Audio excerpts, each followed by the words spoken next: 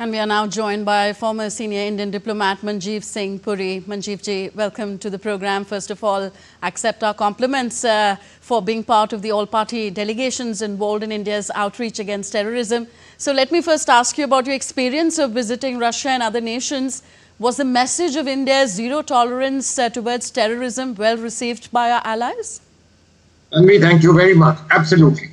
There should be absolutely no doubt in anyone's mind that the world, first of all, the world understands terrorism, and there are hardly any civilized countries which find any kind of excuse that terrorism is fine.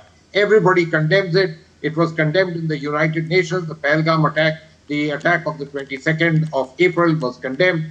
We received solidarity, we received understanding, and all countries, starting with Russia, going on to Slovenia, to Greece, to Latvia and to Spain, every single one of the countries at leadership level was very clear that terrorism in all its manifestations had no place in the civilized world. Indeed, one very senior interlocutor called it the cancer of the modern world and one that had to be eviscerated, and there should be no place for terrorism in our civilizations of today. Absolutely clear, and the countries were one with us on this. Okay. The External Affairs Minister, Dr. S. Jaishankar, also made it clear to the UK Foreign Secretary David Lammy today that India will never accept any equivalence between terrorists and their victims. What does this mean in practical terms? Tanvi, this is absolutely right. In fact, the whole idea of trying to tell people that a country like Pakistan, it also itself faces terrorism, the fountainhead of terrorism, facing terrorism, and this being given an excuse for their fomenting and nurturing terrorism, not at all. Look, zero tolerance for terrorism is something that we have espoused for a long time. I must tell you, in 2011-12, India served on the Security Council. Now Minister, then our ambassador to the UN, Hardeep Singh Puri, was the chair of the Counter-Terrorism Committee. I was his deputy, and we had this written into the statute.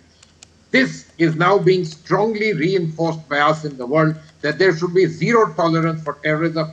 The question of differentiating between states that sponsor terrorists, states and non-state actors, none of these are important. And the whole question that you face terrorism and therefore you should be excused for letting that flow from your soil, not at all. I'm so glad that this has been put unequivocally across to our British counterparts, who are among the countries who, tend to raise sometimes the bogies of rights of those who perpetrate all of this, and otherwise this entire question that Pakistan itself is a victim of terrorism. It should stop fomenting terrorism. I am sure there will be no terrorism in its own country, and it can focus on development instead.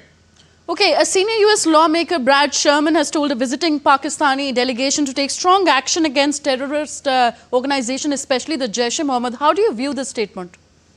I am not at all surprised.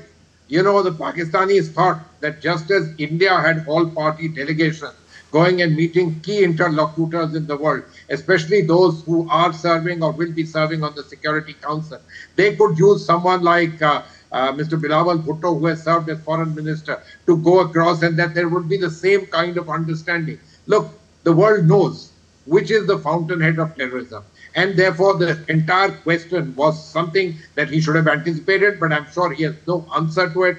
And so therefore, in a sense, their veil stands lifted by this kind of an attempt. This kind of equivalence doesn't exist, and it should be crystal clear to everyone that, you do this, the world knows. We are sitting in 2025.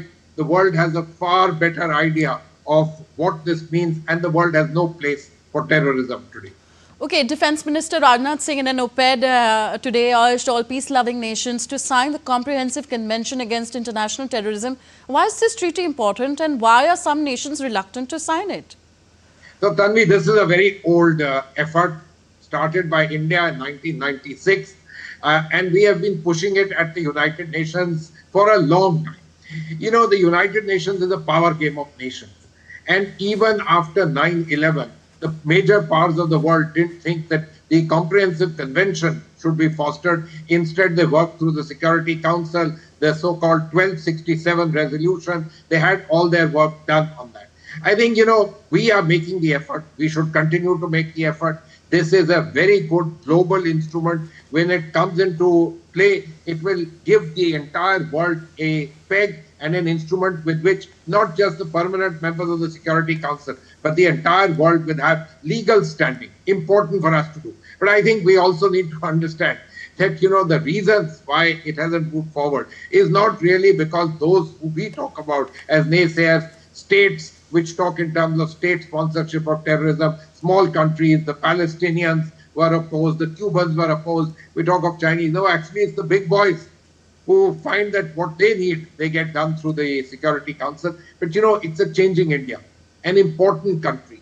And when we bring this to the fore now, at the times of today, then the listening is of a different order. Different order, and India's zero tolerance against terrorism finding resonance across the country, because people no longer can take the brunt of cross-border terrorism. Thank you very much, Dr. Manjeev ji, for being with us on the show.